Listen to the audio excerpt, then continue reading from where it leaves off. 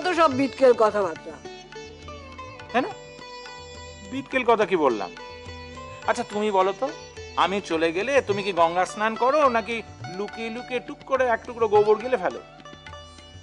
না না, ওকে জিজ্ঞেস করো তো শালিকা, এ কেমন হলো? ফাঁকিও দিলেন আবার জাতও গেল।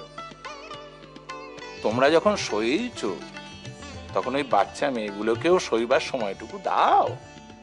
দেখবে কদিন বাদে ওরাও তোমাদের মতো পাকা গিন্নীতি হয়ে উঠেছে। শক্ত হাতে এদের রাশ না ধরলে এরাই কিন্তু একদিন মাথার উপর পা দিয়ে চলে যাবে। তখন এক ঘুঁটি জল দেওয়ারও কেউ থাকবে না। তুমি যা ইচ্ছে তাই করবে, আর তোমাকে কিছু বলা যাবে না নাকি? আমি মোটেও যা ইচ্ছে তাই কিছু করিনি। যা ইচ্ছে তাই করনি? যা ইচ্ছে তাই করনি? তাহলে ওটা কি করছিলে? ও বাড়ির সঙ্গে ভাব কবে থেকে?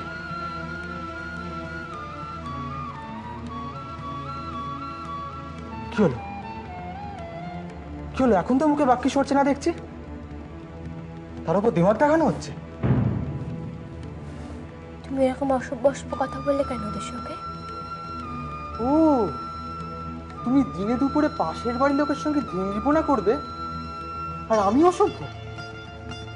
তোমাদের সবার মুখে খালি বাজে কথা। জয়া দিদি আমাকে বলেছিল ওর বরের সঙ্গে আমার আলাপ করিয়ে দেবে। বাবা বাবা বাবা, চমৎকার! ও বললো আর তুমিও চলে গেলে আলাপ করতে। এটা খারাপ হলো না? কেন, এতে খারাপ কি হলো? আর কারোর সঙ্গে আলাপ করলেই বা কি হবে? খুব তো সবসময় জ্ঞানের কথা মুখে মুখে, তা এটুকুও জানো না যে বাড়ির বউয়ের বাইরের লোকেদের সামনে যেতে নেই? কেন যেতে নেই? খুব পরপুরুষের সঙ্গে মাখামাখি না? যদি মাকে একবার বলি। বলো না, কি হয়েছে বললে? এটাই তো খালি কাজ তোমাদের, সব সময় নালিশ করা। বাবা, বোন আর কোনোদিনও আসবে না? ও তো শ্বশুর বাড়িতে আছে বাবা। এখানে আসবে না? এ বাড়িতে আসবে বাবা।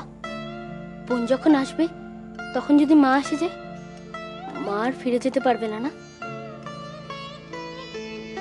তুমি দেখো, আমি এবারে গিয়ে মাকে ঠিক ফিরে নিয়ে আসবো। মা আমাকে না করতে পারবে না, তাই না বাবা?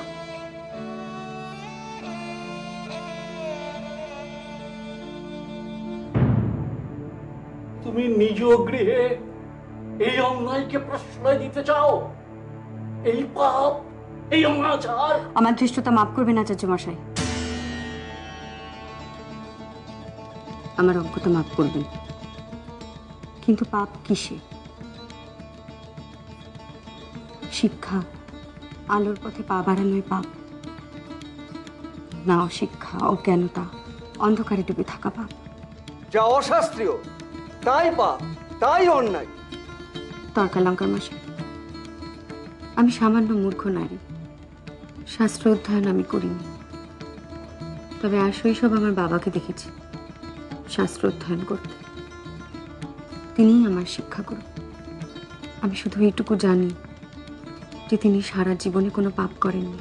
তোমার পিতা কি শাস্ত্র অধ্যয়ন করেছেন আমি জানি না, কিন্তু হিন্দু শাস্ত্র বলে নারী শিক্ষায় কোনো অধিকার নেই। কি অদ্ভুত এই বিধান! নারীর শিক্ষার অধিকার নেই? উপাধ্যায় মশাই, আপনি বেদ অধ্যয়নের আগে কার উপাসনা করেন? বিদ্যা লাভের জন্য কার আরাধনা করেন আপনারা? বিদ্যা দেবী সরস্বতী, তিনি নারী। সমস্ত শিক্ষার আগে যার কাছে আপনারা মাথা নোয়ান তিনি নারী, অথচ নারীর শিক্ষার অধিকার নেই।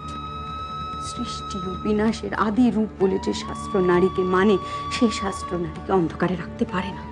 থামো, তুমি অনেক কথা বলেছো। কি জানো শাস্ত্রের?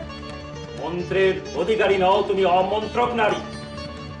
তুমি আমাদের শাস্ত্র জ্ঞানকে প্রশ্ন করো, তোমার এত দূর স্পর্ধা?